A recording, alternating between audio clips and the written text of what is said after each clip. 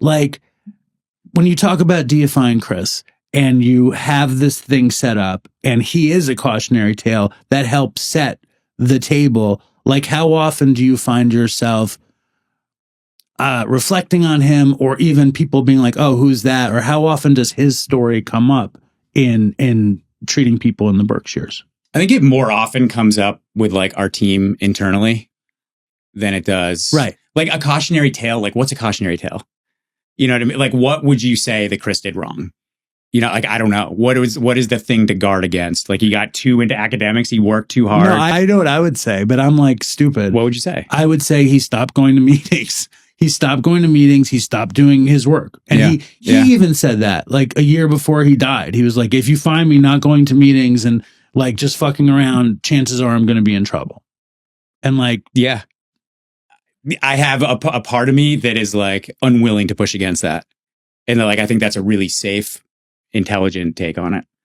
It's just like, it's not like a one-to-one thing where if you don't go to meetings, you're going to relapse and die. But if you relapse and die and you had a 12-step practice, maybe if you hadn't stopped going to meetings, you wouldn't have relapsed and died. I think that's a very fair take. You know? Yeah. Even if it's a probability game. Even if all he did was increase his chances of making one foolish decision that would kill him. Like, that's true. And you lived in 12-step forever. Like, are you still in it? What are you doing? Since COVID, really, I've floated in and out of it. So you're in and out. Yeah. What does in and out look like? In and out looks like going to a flurry of meetings for like a month or two and then not going to one for a month or two. But it's still happening. It's still happening. And it's still, I think, like I have so much 12-step in me that I'm really nervous about saying things like, I did so much work that like it's a part of my thinking now. Like when I think about my day, it's in the frame of a 10-step. When I think about a resentment, I go right to like, where am I fucked up? Like, where did I go wrong in my process of thinking? Like there's, I'm trying to stay in touch as often as possible with step one. Like, so a lot of that stuff is built in. That also freaks me out in the sense that like, it sounds like I just said I have it now. And but like, you didn't. No, I don't think so. And I would bet like if you go back to like pre-flurry, when you're in no flurry, you know what I mean? You're kind of chilling and you're not going to meetings. I bet the thing that incites the flurry every time is like something doesn't go right.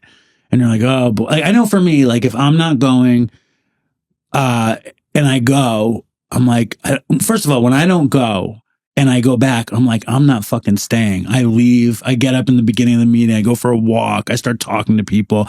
I cannot sit there if I'm not going to meetings regularly. Like I have a guy at my meeting who I'll leave with and just walk around and talk shit and pretend I kind of went to the meeting. Mm-hmm. When in reality, I like showed up, I got bored and I left. And like my family just went to Delray, right, for vacation, where I went to treatment a million years ago. And have you ever been to Delray Beach? Mm-hmm. You know, like they have that crazy recovery scene. They have this Crossroads Club, which is like all day fucking like really good meetings, like a snack bar, and they're selling fucking iced coffee pre-packaged, like every energy drink. It's like serious, like for people like us place. And I went, I think it was the first time I ever went to a men's meeting, which last week in Delray. And like some guy who kind of reminded me of Chris and your crew was speaking on 4th and 5th step. And and I'm sure I've heard it said before, but it didn't ever mean anything to me for some reason until this kid said it last week. And he said his recovery, like, is all about going from his head to his heart. And like, I'm never in my heart. I'm always in my head.